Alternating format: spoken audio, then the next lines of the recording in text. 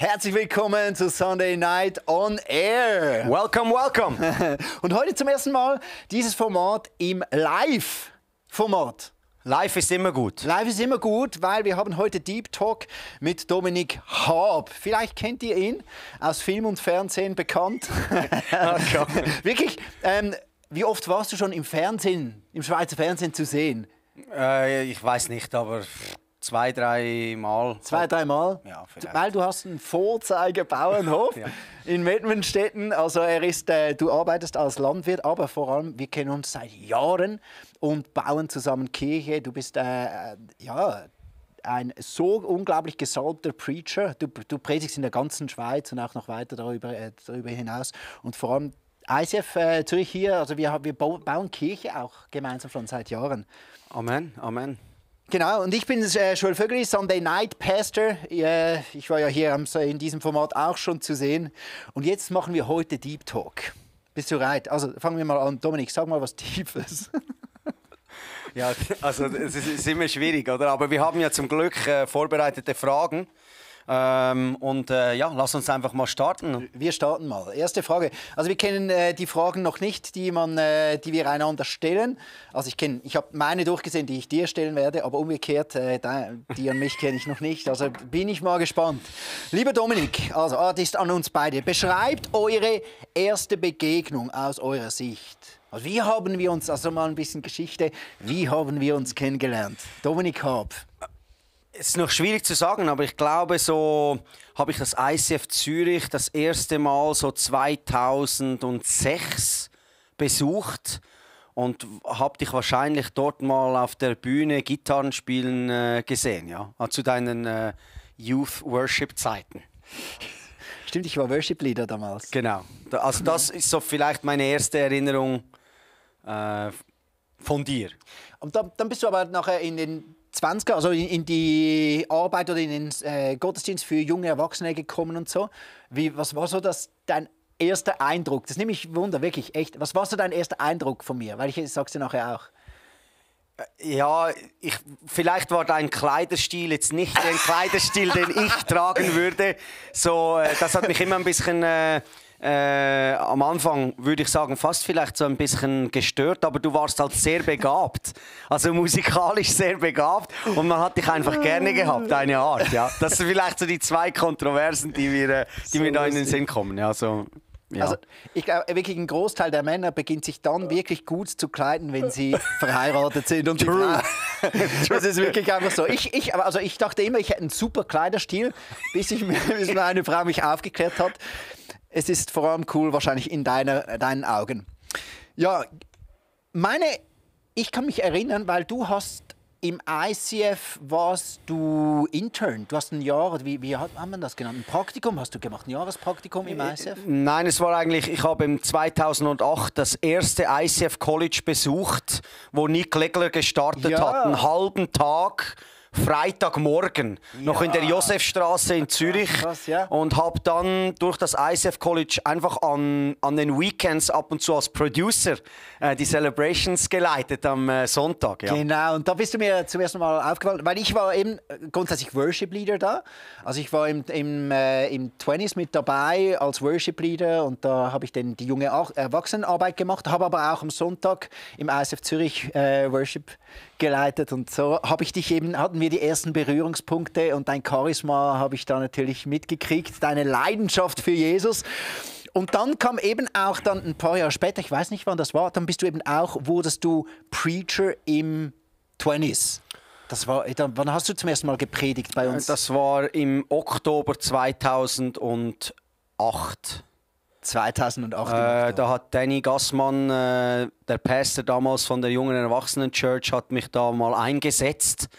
Und ich wusste noch, es war ein denkwürdiger Abend, weil die Hälfte hat es wirklich sehr gut gefunden und die andere Hälfte waren ein bisschen offended. Die haben gesagt, das geht nicht mehr. Und ja, wenn ich zurückdenke, was jetzt alles passiert ist, dann muss ich also Danny schon viel Props geben, dass er da viele Seitenhiebe eingesteckt hat und mich trotzdem weiter hat gelassen zu predigen. Ja. Es war wirklich Danny Gassmann, das war mein Vorgänger als Pastor da bei den jungen Erwachsenen, und der hatte so eine Leidenschaft und auch eine Gabe, leidenschaftliche Leute, junge Menschen zu fördern. Und so viele Leute wurden durch ihn eben ermutigt, auch eben in Leidenschaft, ich selber ja auch. Die Kehrseite davon war ein bisschen, es gab viele Leute, die sind gekommen, war für eine gewisse Zeit da. Und dann, weil sie auch so ein bisschen leidenschaftlich und sprunghaft waren sie auch schnell wieder weg. Genau. Und darum war ich so ein bisschen zurückhaltend am Anfang und wusste nicht, ja, das ist vielleicht einfach, Dominik ist wieder einer, der so ein paar Wochen da ist und so ein bisschen leidenschaftlich denkt, er meint, es wisse alles besser als alle anderen. Amen. Und geht dann wieder wahrscheinlich. Darum war ich vielleicht ein bisschen zu kritisch am Anfang oder habe ein bisschen gebraucht, bis wir dann wirklich zusammen auch connected haben. Das hat so ein bisschen Zeit gebraucht. Ja, ich denke, es hat ein paar, 2-3 Jahre dann so mit der Zeit, als wir dann unsere Preacher-Meetings zusammen hatten bei uns auf dem Hof, jahrelang beim Mittagessen bei meiner Frau, da hat sich natürlich dann so eine Verbindung aufgebaut zu meiner Familie, ja, die bis jetzt, also ja, schon über 15 Jahre hält. Du bist wirklich eine der Personen in meinem ganzen Leben, wenn man so durchgeht, die so viele Stationen, die ich als Leader hatte, und in all meinen größten Krisen warst du immer mit dabei und hast mir so oft eben mich gestützt. Darum ist es eben spannend. Aber komm, wir gehen mal weiter zur nächsten Frage. Diese Geschichten kommen dann vielleicht noch. Die erste Frage, oh gut, gleich tief rein. Warum, Joel, hast du jung geheiratet?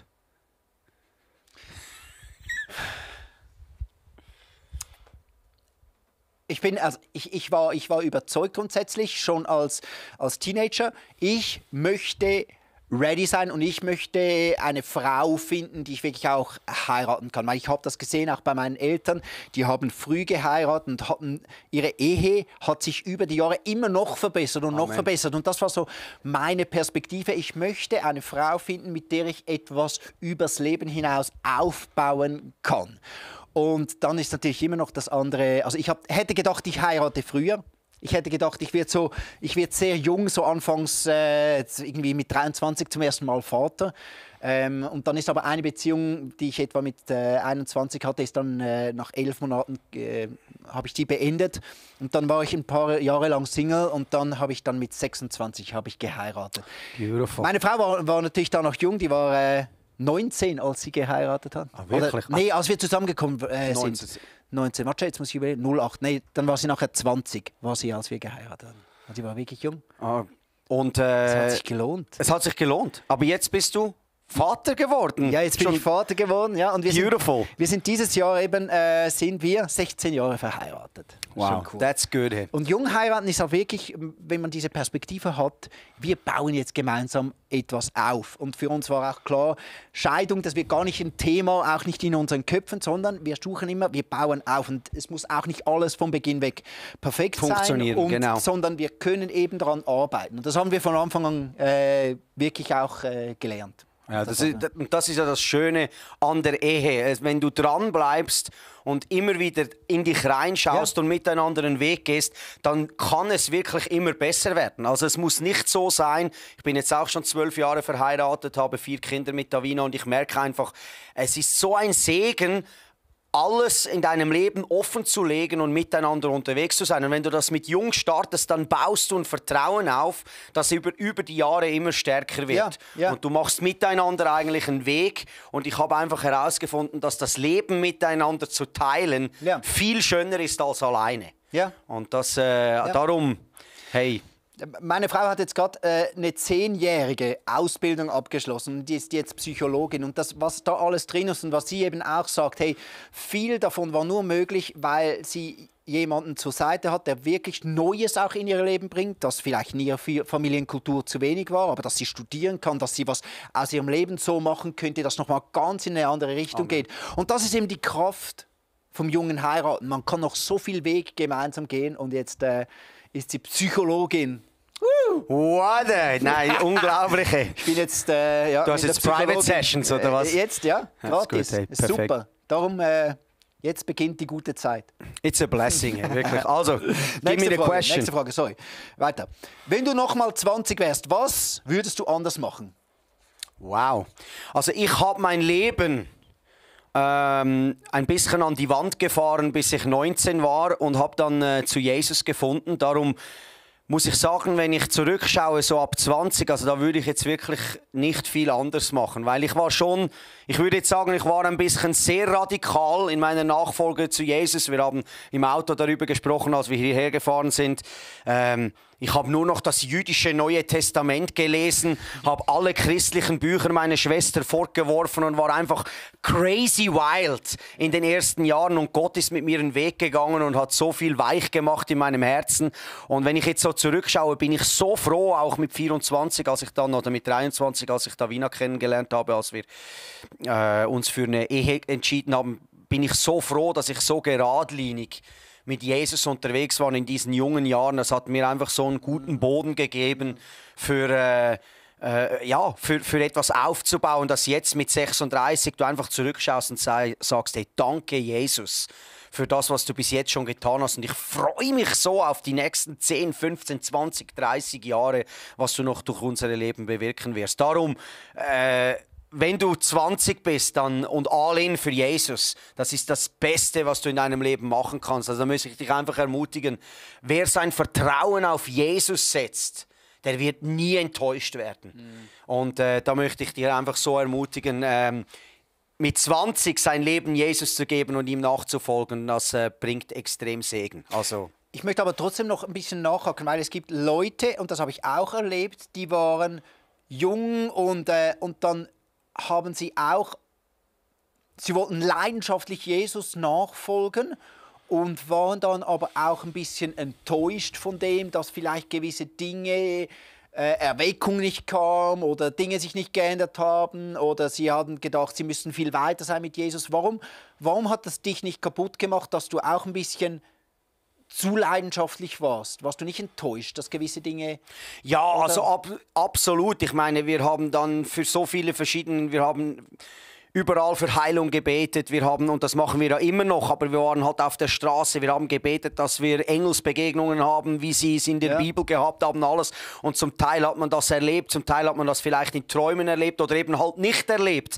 Und ich glaube, das A und das O, was mich nicht zerstört hat, ist, dass ich mehr und mehr einfach meine Identität gegründet hatte in diesem Wort Gottes, oder? Also Kolosser 1 und Epheser 1 sind so die zwei Kapitel, die mein Leben geprägt haben, wo ich gesehen habe, ich muss nichts leisten vor diesem Vater, um etwas zu sein. Dieser Vater im Himmel, der hat ein Ja über meinem Leben. Und wenn dieses Ja in deinem Herzen eingebrannt ist, logisch lernt man wieder Facetten, man legt gewisse Dinge ab. Aber es ist halt etwas, wenn deine Identität klar ist, wenn dein Fundament, deine Gedanken klar sind, dein Gewissen rein ist, du Frieden hast mit Gott, wie die Schrift sagt, dann hast du halt ein Fundament, wo du auch in Enttäuschungen nicht gleich den Boden unter den Füßen verlierst, sondern auch Freunde hast, die Schrift hast, miteinander unterwegs bist und so, dass eigentlich dich nicht bricht, sondern würde ich sagen eher stärker macht, weil wir alle gehen ja durch Stürme.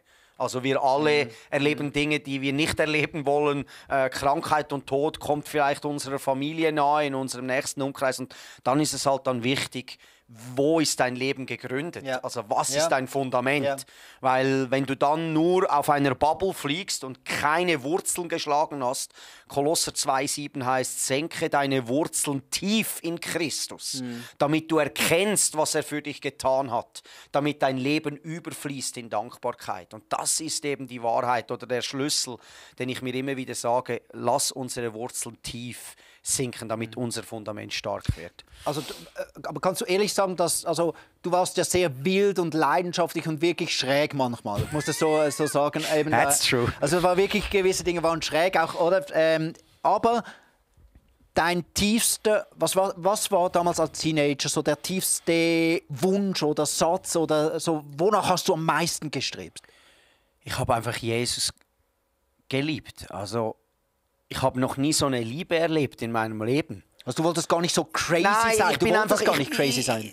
Oder du wolltest... Das war halt einfach eine Art, glaube ich, auch von meinem Charakter. Ich bin eher outgoing, laut, habe meistens, ich sehe das jetzt an meiner Tochter, oder die Älteste, die hat auch immer das letzte Wort und weiß immer alles besser. Und ich sehe, also du kannst ja deine Kinder schon erziehen, aber sie werden einfach so wie du. Also das ist eigentlich ziemlich einfach. Und das hat mich so ein bisschen gespiegelt. Und ich wollte eigentlich gar nicht so crazy, es kam einfach aus mir heraus, weil irgendetwas in meinem Herzen gebrennt hat von dieser Liebe, die ich erlebt habe, weil ich einfach gemerkt habe, wie ist es, frei zu sein? Also jeden Abend im Frieden einzuschlafen. Keine bösen Träume, keine Angstzustände, keine Depression. Freiheit im Herzen zu tragen, das hat mich irgendwie so angetrieben. Also auch noch heute. Ja. Weil ich einfach merke, ich möchte, dass das jeder Mensch erleben kann und darf, dass dieser Jesus das bereit hat für uns. Oder? Das ist genau eben das. Und solange das Herz eben brennt für Jesus und angetrieben von dieser Liebe, darf man auch mal ein bisschen schräg sein. Oh ja, das sind wirklich ein paar Sachen, die müsste man nicht wiederholen. Die Frage knüpft eigentlich, wieso folgst dann du Jesus nach, Joel?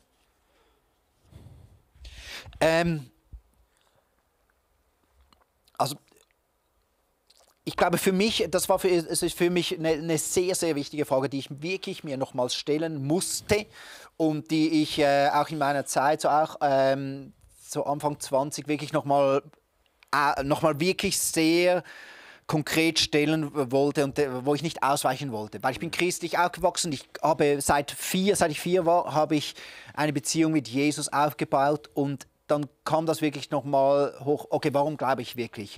Und dann war ich wirklich, es hat für mich, ich habe gemerkt, also das ist so eine philosophische Frage, aber jeder Mensch entscheidet selber, was er wirklich glaubt. Und es ist nicht so, es glaubt niemand das, was am wahrscheinlichsten ist, wenn es um Gott geht oder nicht. Weil das wird immer so gesagt, ja, es ist einfach unwahrscheinlich. Der Punkt ist, dass es geht nicht darum, sondern schlussendlich, ob man glaubt, ob man Jesus glaubt oder nicht, das entscheidet man. Und ich glaube, dass bis jetzt, also man glaubt, was man will. Das war der Satz. Das habe ich übrigens in meinem Psychologiestudium, habe ich das stark auch nochmals gewälzt und gemerkt, auch die Leute, in vielen Gesprächen auch mit Leuten, jeder glaubt das, was man will und das ist okay. Darum habe ich gemerkt, was will ich wirklich glauben und das ist, ich will an dem anknüpfen, was ich erlebt habe. Und ich habe erlebt, mein Jesus lebt, mein Jesus ist real. Wenn ich etwas frage, dann kommt etwas zurück. Amen. Und er ist gut. Und ich spüre das. Ich habe eine Beziehung zu ihm, das ist tiefer als meine Psyche, als das, was ich erklären habe, das wirklich da ist. Ich bin connected, oder wenn man das geistig ausdrückt, mein Geist ist zum Leben erwacht. Mein Geist ist connected und erfüllt von Gottes Geist. Und das ist für mich real und darum glaube ich an Jesus und folge ihm nach, weil ich weiß, er lebt und ich habe das erlebt und das ist genug. Und das ist eine sehr logische Erklärung, aber so funktioniere ich. Ich muss das von der logischen Seite aufräumen. Absolut. Also ich sehe das ja ganz ähnlich. Schlussendlich kommt mir immer, wenn wir über dieses Thema, wieso folgen wir Jesus nach, kommt mir selber immer die Geschichte in den Sinn, aus der Bibel, oder, wo der Blinde von den Pharisäern gefragt wurde, hey, wie ist das gegangen? Oder warum siehst du jetzt wieder? Und sie wollten eigentlich Jesus in den Dreck ziehen oder ihn schlecht machen oder schlecht reden. Und er ist gar nicht darauf eingegangen, der Blinde, der geheilt wurde, sondern er war nur ein Zeuge. Ja. Er hat gesagt, das hat Gott an mir getan. Ich kann euch nicht erklären, wie es genau vollstatten ging, aber eins weiß ich war blind. Und jetzt sehe ich wieder. Ja. Und das ist so powerful. Und das das ist eigentlich für mich genau das, oder auch genau das, was du gesagt hast, dass wir sagen, ich weiß, wie ich früher war, wie es in meinem Herz ausgeschaut hat. Ja. Also ich bin eigentlich vom Tod zum Leben gegangen. Es ist für mich so real, ich kann nicht mehr zurück.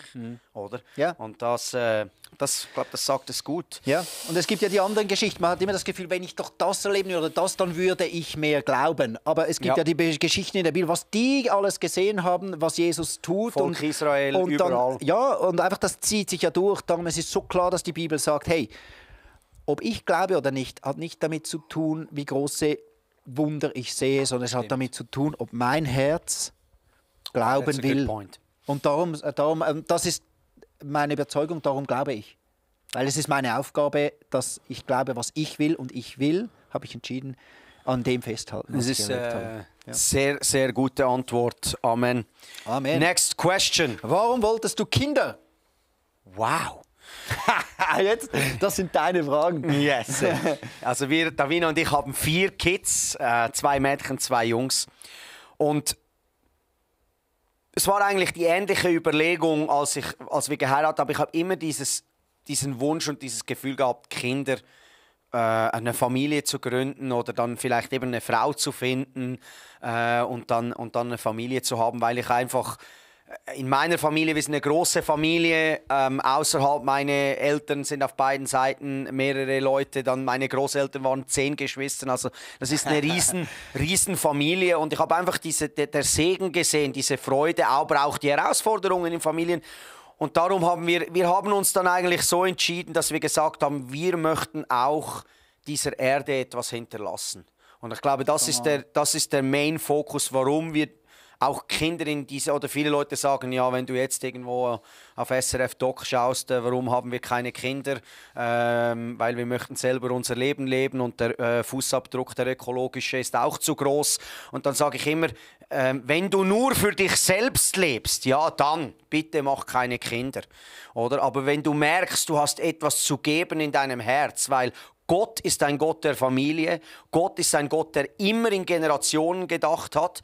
Gott arbeitet durch Generationen hindurch mit seinem Segen. Und wie viel schöner, oder, wenn so die Bibelstelle in den Psalmen, wo es heißt, deine Kinder sitzen um einen Tisch wie junge Olivenbäume und wachsen stark. Und das ist eben, du kannst deine Salbung oder das, was du der Welt zu geben hast, multiplizieren durch deine Kinder. Also es wird nochmal verstärkt. Ja. Gott hat dich gesegnet mit verschiedenen Segnungen und jetzt haben wir diese Olivenbäume und wir schauen, dass sie gut aufwachsen, dass sie voll werden, damit sie noch mehr tun können als wir. Also, dass sie uns überflügeln können. Das ist ja in Leiterschaft genau das Gleiche. Wenn wir mit jemandem unterwegs sind, wir sind nicht beckmesserisch, wir wollen nicht zurückhalten, damit wir noch groß werden, weil das Reich Gottes funktioniert immer in Expansion und Multiplikation. Ja. Und das sind unsere Gebete, auch wenn wir mit Staff-Leuten, wenn wir unterwegs sind, wenn wir beten, sagen wir, Jesus, segne diese Menschen mehr als wir haben, als wir je zuvor, dass diese Salbung, all diese Kraft,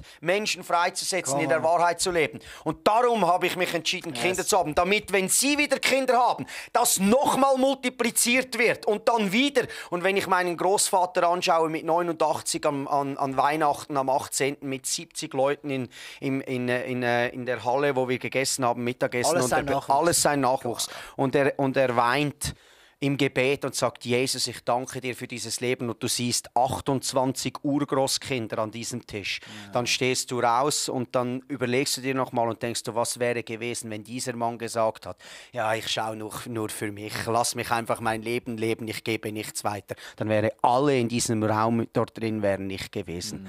Also, that's what Jesus lives. Das ist darum, I'm passionate. Freue mich. Kinder haben ist die größte Herausforderung und der größte Segen, den es gibt. Ja. Also. Oh, was war euer größter Konflikt? Wow. Das ist noch schwierig. Das musst du auch sagen. Fang gerne anfangen. Ja. Ich glaube, als diese Transition gekommen ist, wo du Pastor geworden bist vom 20s oder dazumals von den jungen Erwachsenen Kirche und Danny dann weitergezogen ist, das war vielleicht so die größte Herausforderung, weil wir noch nicht ganz so nahe connected haben und wir nicht so gewusst haben, du hast ja das vorhin schon angesprochen, wie funktioniert das zusammen? Also können wir da miteinander noch einen Weg gehen? Und da bin ich Gott so dankbar, dass wir irgendwie einfach die Geduld hatten, miteinander diese Wochen und Monate durchzugehen. Da war auch noch ein Dan Nürsch dabei und wir einfach dann zusammen irgendwie einfach gemerkt haben, das geht. Wir wollen ja das Gleiche. Ja. Also wir wollen, dass Menschen eine lebendige Beziehung mit Jesus führen können. Oder in der Gemeinschaft mit dem Heiligen Geist. Das war, glaube ich, das war jetzt für mich die größte Herausforderung, weil Danny war halt damals wirklich mein allerbester Freund. Ja. Und er ist dann ins Ausland gegangen für eine Zeit und das war so wie, jemand reißt dir deinen besten Freund, wo du 4-mal in der Woche telefoniert hast, einfach weg. Das war vielleicht so die größte Challenge. Also Challenge, wir hatten ja dann eigentlich nicht groß Probleme miteinander, aber das war vielleicht mein größter. Ja, ich rolle den gleichen Moment nochmal aus, auch aus meiner Perspektive, weil ich glaube, es ist etwas mega Wichtiges, was wir daraus nehmen, was ich gelernt habe auch. Ich war damals dann eben Pastor von den jungen Erwachsenen. Es war ja wirklich eine mega kraftvolle Zeit, mega viele Leute. Und ich war Leiter, war irgendwo verantwortlich und hatte auch ein Stück weit manchmal vielleicht ein zu großes Verantwortungsbewusstsein, aber auf jeden Fall, ich wollte die Kirche gesund halten, wollte das gut machen und hatte einfach neben mir sehr starke Leiter schon. Und das ist immer ein Segen. Aber es ist auch etwas, dann klopft einfach jede Unsicherheit, die im eigenen Herz ist, klopft an.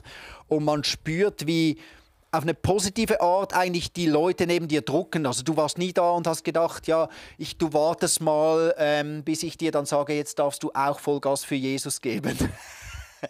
Oder? Ja, das stimmt. Sondern ich war da als Leader und du warst noch leidenschaftlicher als ich, noch charismatischer. Du warst auch ein besserer, reiferer Prediger als ich und nachher Daniel auch. Und das war für mich schon eine krasse Zeit, weil ich gemerkt habe, ich habe die Verantwortung, aber neben mir Leute, die so krass drücken. Und das hat meinen Charakter krass geschliffen, weil ich merkte, ich darf nicht kontrollieren. Ich muss diesen Raum wirklich lassen und ich muss unglaublich stark Wurzeln suchen in Jesus, in meiner Identität in Jesus, obwohl ich das ja nicht aus den Gefühlen raus eben da zu leben, weil ich hatte falls ich das Bild gehabt hätte oder als Leader muss ich auch der beste Prediger sein oder muss ich auch den größten Einfluss haben auf die Menschen. Das denkt man ja schnell. Alle diese und ich habe das so zu zweifeln, weil ich das Gefühl hatte, ich bin ein schlechter Pastor, weil ich nicht so gut predige wie andere, weil ich nicht so leidenschaftlich wirke, weil ich immer der bin, der zwar der noch Ordnung will, der alles zusammenhalten möchte und nicht, ich sollte doch mehr charismatisch sein, auch weil Danny, mein Vorgänger, viel charismatischer war ja als ich und auch viel ein besserer Prediger war da damals auch. Ich hatte ja keine Erfahrung. Und das in all diesen Spannungen nicht zu kontrollieren und nicht einzuengen und nicht mich ungesund nach vorne zu pushen, sondern meinen Stand zu finden als Leader. Das hat mich alles gekostet, aber es war das Beste. Es hat mich gezwungen, also das kann ich Jesus zu suchen. Ja, also da kann ich dir einfach nur ein Kränzchen winden in dieser Zeit, weil das ist ja auch etwas, oder? Leute fragen, ja Tom, warum bist du dann nach 15 Jahren immer noch in der gleichen Kirche oder nach 16 Jahren? Und das ist genau so ein Grund, weil du und auch andere Leaders, Danny vorhin, aber auch ein Leo allgemein, die Leute immer im Blick hatten, wir lassen Raum, wir müssen, und weißt du, das hat ja immer viel Nerven auch gekostet, wenn man einfach sagt, Tom, du darfst machen, was du willst. Aber das muss ich einfach sagen, weil ich wüsste nicht, ob ich noch da wäre, wenn mich jeder beschneiden hätte wollen und sagen, das darfst du dann nicht und das nicht. Und da muss ich dir einfach so Danke sagen für diese Zeit und immer noch einfach zu merken, hey, das ist der Part, den er spielt, ich mache diesen Part und ich gebe ihm Raum. Und das habe ich immer gespürt, auch jetzt noch, überall, auch jetzt in der Church, darum auch neben meinem Job, der so viel Zeit in Anspruch nimmt, dieser Bauernhof, immer noch ein Teil der Church zu sein und dort mich einzubringen, wo ich kann oder wo ich gefragt werde und immer auf eine Art und Weise von Dankbarkeit, von ich schätze, was du machst und ich gebe dir diesen Freiraum, sei so, wie du bist. Das ist etwas, das ist einfach extrem stark, oder? Und das, ich glaube, das hat einfach auch dazu beigetragen, dass unsere Beziehung in den letzten Jahren eigentlich immer sehr gut war, weil wir einander für das, was wir getan haben, immer geschätzt haben und uns nicht verglichen haben.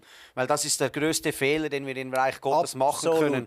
Wenn wir uns vergleichen, wer kann jetzt das noch besser oder wer ist da noch stärker, sondern du wirst immer Leute finden, die besser oder das besser können, sondern sei dich selbst und sei das, was Gott in dich hineingelegt hat. Oder? Ja. Und das kann ich also nur Danke sagen für diese Erfahrung auch. Ich meine, das ist nicht über ein halbes Jahr, das sind jetzt 15 Jahre. Und ich kann das aus ganzem Herzen sagen, obwohl wir hatten auch schwierige Momente, wo wirklich Sachen vielleicht vorgefallen sind oder gesagt worden sind, wo man dann gesagt hat, hätte man das jetzt nicht anders sagen können, aber es war immer mit Respekt und Dankbarkeit und immer im Wissen, tief im Herz wollen wir ja das Gleiche. Und das war, glaube ich, schon die Vision, die wir dann zusammen auch verfolgt haben, oder? Für mich, also die Jünger haben ja dann auch mal diskutiert, wer ist jetzt der Größte im Reich Gottes? Und ich verstehe diese Frage. Weil wir wollen ja, dass Gott uns braucht. Und das ist da, und dann ist es einfach so, dass man bemerkt, sobald du Gott dienst, da gibt es Leute neben dir, die Gott auch braucht. Und die Gott auch manchmal krasser braucht in Dingen, die du dir auch wünschst. Ja. Und das gehört dazu. Und dann sagt Jesus am Schluss, am Ende, was geht es dich an? Folge du mir nach. Wow. Und wer das nicht lernt, der hat sich ein Limiter gesetzt, wie stark Gott ihn gebrauchen kann im Reich Gottes. Und nur wer sich immer wieder sagen kann, okay, krass, Gott braucht den Dominik so krass und ich kann das nehmen für mich als Ermutigung, dass ich Jesus auch radikal nachfolge. Und ich wusste, ich musste das lernen und das war wirklich mega, mega, mega nicht einfach. Und du hast es hervorragend gemacht. Weißt du, was mir extrem, ich kann mich an etwas erinnern und das war das Cleverste, was ich machen konnte. Diese Zeit, das war wirklich für mich grundsätzlich als Pastor da auch zu sein, war sehr spannungsvoll. Und da gab es so einen Moment, wo ich wirklich einfach nahe an der Erschöpfung war. Und dann habe ich gewusst, ich ziehe mich jetzt 3 Tage zurück. Ich war irgendwo, ging ins Bündnerland, so in eine kleine Wohnung. Und ich habe mir Termine gesetzt, in dieser Zeit, 3 Tage allein mit Jesus. Aber es gab so ein paar Leute, mit denen habe ich einen Anruf geplant. Und ich wusste noch, weil das war an einem Ort, wo ich wirklich, ich wollte am liebsten aufgeben, einmal mehr. Und eine Person, wo ich gewusst habe, ich möchte mit dieser Person telefonieren, das warst du. Und ich weiß noch, ich habe dann das gewendet und ich konnte sagen, okay, der Dominik ist nicht mein Konkurrent, sondern im Gegenteil, ich glaube, er ist mein größter Supporter. Amen. Und ich habe an diesem Telefon dir einfach erzählt, ganz ehrlich, alle meine Zweifel, alles, wo ich auch Sünden bekannt, wo ich doch selber noch nicht so weit bin, wie ich sein sollte. Und aus deinem Mund dann zu hören, Joel, danke fürs Erzählen und ich glaube an dich. Und das hat so ein neues Fundament auch in mich hineingelegt. Und es hat mir einfach auch gezeigt, wie der Feind versucht immer, uns gegenseitig irgendwie... Das stimmt. Dass wir einander klein machen, dass wir einander einengen. Stimmt. Und den Wachstum beieinander behindern, weil es nicht so ist, wie wir uns das vorstellen. Und dabei sind wir eigentlich berufen, einander zu erbauen. Und ich bin so dankbar, das war eine Idee vom Heiligen Geist, dass ich dich da angerufen habe. Amen. Und auch Dinge ans Licht gebracht haben, meine ganze Unsicherheit. Amen. Konnte Gott so stark Thank you so much. I love you so much, you know. Ja, und das ist ja, oder auch jetzt über die Jahre gesagt, ist ja auch krass, oder ich meine, für dich war es genauso eine Spannung, weil du hast gemerkt, dass einen krassen Call, das war immer, auch du hast bis im 20s oder schon lange bist du eine Person, du hast eine riesen Community, die dir folgen, die deine Messages regelmäßig schaut, die begeistert ist von dir und immer was du, aber nein, du bist gleichzeitig Teil von diesem Team und gibst dich voll rein und lässt dich da auch mit einbinden zu 100% und bist loyal und bist hinter mir gestanden, oder? Das ist dann die Gegenseite, was es eben auch braucht. Ja, und ich glaube einfach, das hat einfach auch einen Schutzmechanismus für uns alle, oder? Weil, wenn wir das Reich Gottes verstehen, weil Reich Gottes ist nicht Kirche oder Brand, sondern Reich Gottes ist Familie, also Menschen haben Freundschaften miteinander und verfolgen ein Ziel. Und egal, wie groß diese Gruppe ist oder wie klein, es braucht immer Unterordnung und es braucht immer auch ein Gespür dafür, wie verhalte ich mich in gewissen Situationen. Und das habe ich halt auch gemerkt über die letzten Jahre. Da habe ich einfach, glaube ich, auch durch die Hilfe vom Heiligen Geist viel richtige Entscheidungen machen dürfen, wo ich auch anders hätte entscheiden können, weil meine Gefühle ganz anders mich geleitet hätten und gesagt haben, du, aber da musst du jetzt davon oder das geht jetzt nicht mehr. Und das hat einfach ein Vertrauen aufgebaut, allgemein mit der ganzen Church Family. Und von dem profitieren wir jetzt. Und ich bin eigentlich extrem dankbar, dass ich in dieser Position mit euch zusammen in dieser Kirche. Einfach ein Teil sein, weil ich habe mich nie etwas groß eingebildet, weil Gott kann jeden gebrauchen.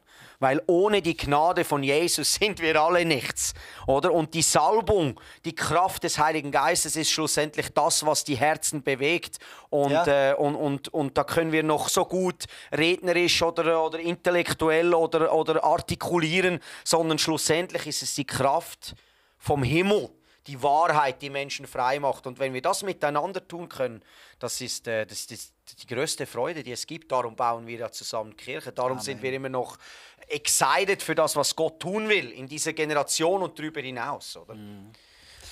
Komm, wir sehen unsere Fragen noch an und dann nimmt jeder noch eine. Okay. Du darfst aussuchen, welche. Oh.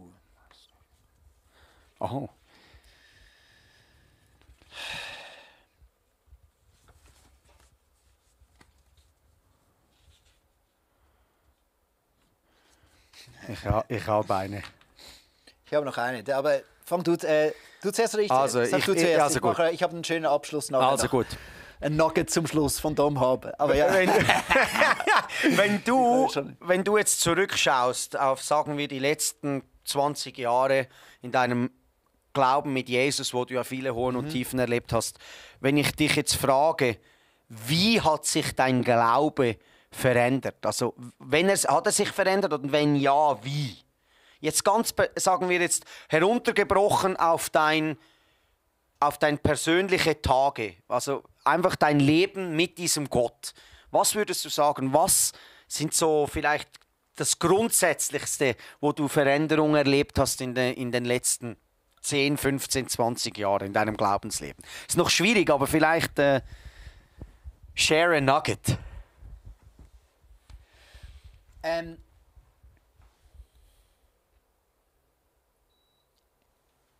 Ich würde es am liebsten jetzt von dieser Seite anschauen und das ist klingt ein bisschen speziell. Mein Glaube hat sich nicht verändert. Was ich damit meine, seit ich habe mit 4 habe ich mein Leben Jesus gegeben und habe gesagt, ich folge dir ganz nach, Jesus. Und das ist irgendwie gleich geblieben. Und weil ich merke, Gott hat sehr viele Dinge getan und gewisse Dinge bin ich reif geworden und mein Vertrauen ist nochmal gewachsen. Aber mehr, es hat sich auch konkretisiert, weil ich weiß, ein 4-Jähriger hat unglaublich großes Vertrauen in Gott.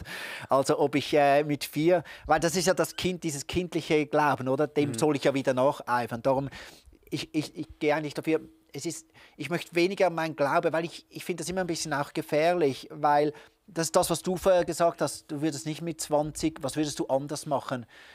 Weil was du da hattest, diese Leidenschaft war großartig und der Punkt ist eben der, ich bin so happy, dass ich nah beim Hirten bin. Und das hat sich bewährt. Also ich würde eher da jetzt neu wieder beim Hirten sein, dann verändert der Hirte konstant. Ich bin jetzt in einer Phase, wo ich super dankbar bin, weil ich wieder so einen Schub habe, wo Gott verschiedene Hebel in meinem Leben irgendwie wieder zieht und wieder ändert und ich sehr, sehr, sehr viel Schritte machen kann, die ich mir schon lange eigentlich wünsche, aber es hat wie nicht so geklappt und jetzt, aber Gott hat tief etwas angefangen und jetzt zeigt sich's wieder und dann kann ich eben nicht sagen, ja jetzt ist mein Glaube halt größer als damals, sondern es ist vor allem, ich bin begeistert von meinem Hirten, von meinem Jesus, der in meinem Leben so einen wunderbaren Weg geht. Ja, eigentlich das Bewährte, oder? Ja. Also es hat sich einfach bewährt über die Jahre, dieses Vertrauen auf diesen Hirten zu setzen. Nahe oder? bei ihm zu sein Ja. und in aller Schwäche und in allen Unzulänglichkeiten oder sogar, wenn ich noch Sünden oder Fehler in meinem Leben habe, die ich nicht ganz in den Griff komme, aber nicht mich dafür zu verachten, sondern mehr zu wissen, ja, der Hirte kommt schon zum Ziel mit meinem Leben und ich bleibe dran, ich gebe nicht auf und er tut Schritt für Schritt. Und ich habe auch aufgehört, ich habe die Entscheidung abgegeben, was ist dran in meinem Leben, dass ich für Prozesse mache, habe ich die Entscheidung abgegeben, das ist neu der Heilige Geist, der das entscheiden darf. Ja, das ist gut. Weil sonst bin ich immer, ich möchte immer dann das, was am schlimmsten aussieht, angehen. Und da macht Gott einfach andere Prioritäten. Darum bin ich sehr froh, dass Gott schon viel bewegt hat. Aber mein Glaube ist im Grundsatz, bleibt eigentlich immer gleich, aber es ist einfach Gott, der unglaublich viel erreicht mit mir. Amen. Hier noch meine letzte Frage, die finde ich lustig noch. Dominik, ich weiß, es ist ein schwieriges Wort, aber wie machst du das mit der Work-Life-Balance?